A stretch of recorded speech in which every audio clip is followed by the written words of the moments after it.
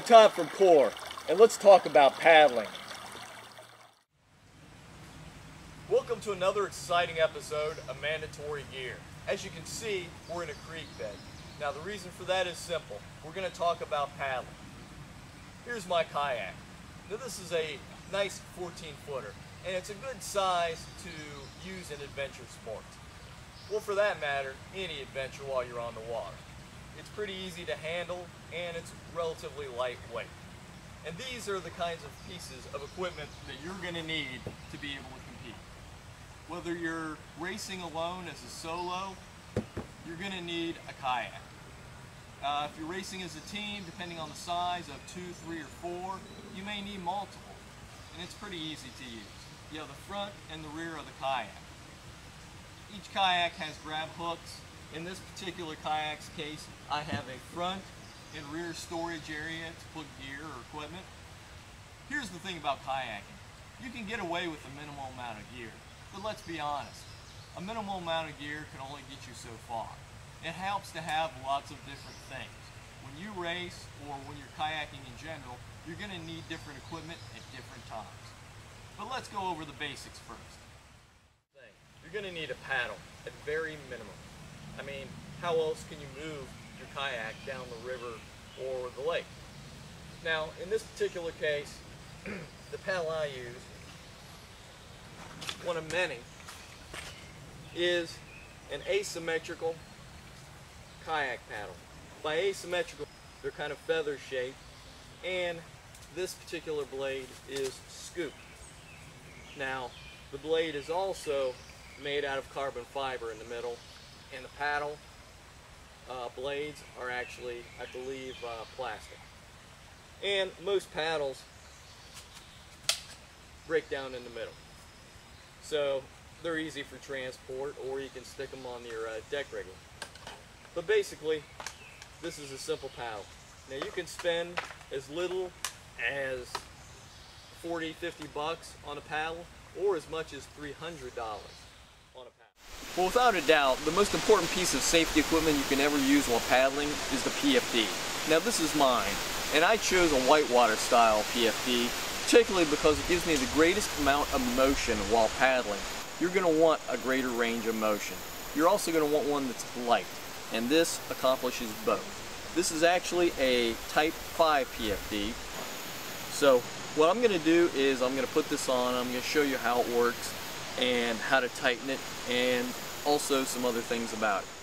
I've got the vest on, but what I need to do is tighten it up. So as you can see, I'll pull at the bottom and the upper strap to make it more snug and secure. And if you have to retighten, that's okay. You want your PFD to be nice and snug to your body. Now the reason that is it keeps you far more buoyant. If you were to allow this PFD to be too loose and it slides above to about your head, it's not really helping you keep you above the water.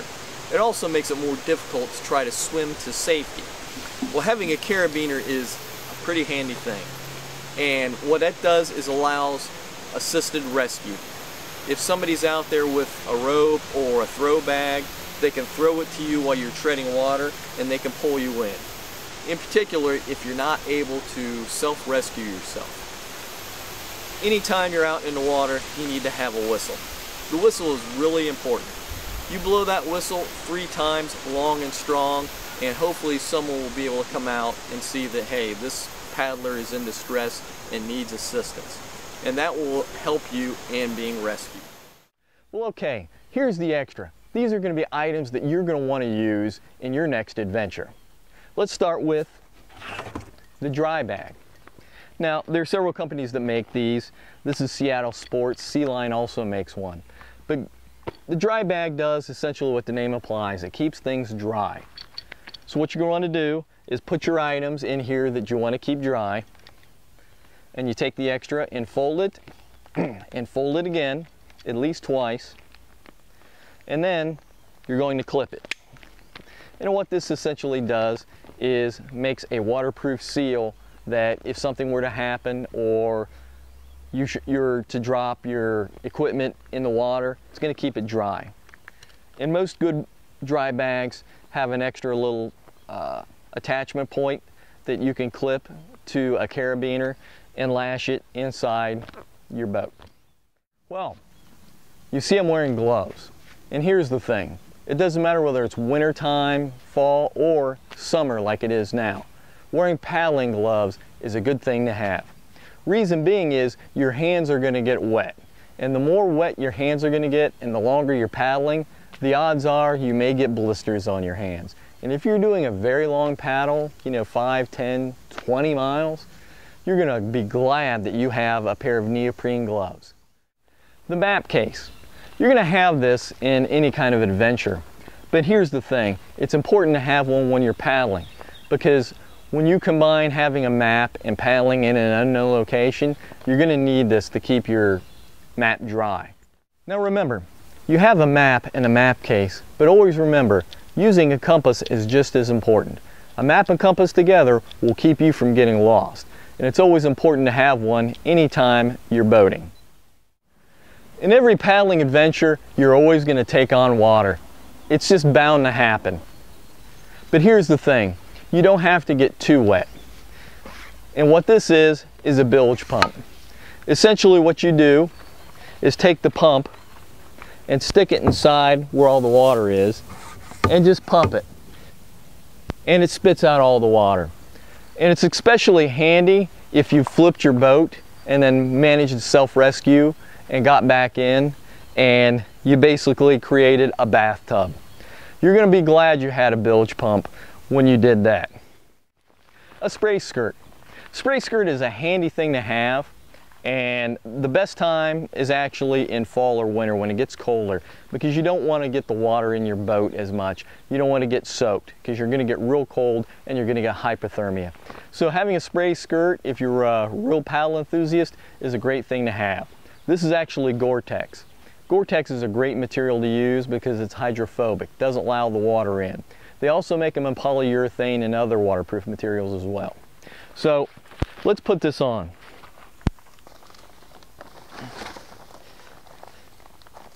Just like the name implies, it's a skirt. They have some Velcro tabs on the sides to make it tighter. And it also has a neoprene gusset that makes it more of a seal to your body. That way when the water gets up above the skirt, it'll be easier. All right, well, we have it on. And this is always the hard part, getting it into the boat.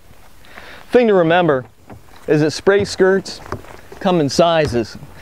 And the sizes depend on which boats they put them in. Now you should always put the back on first.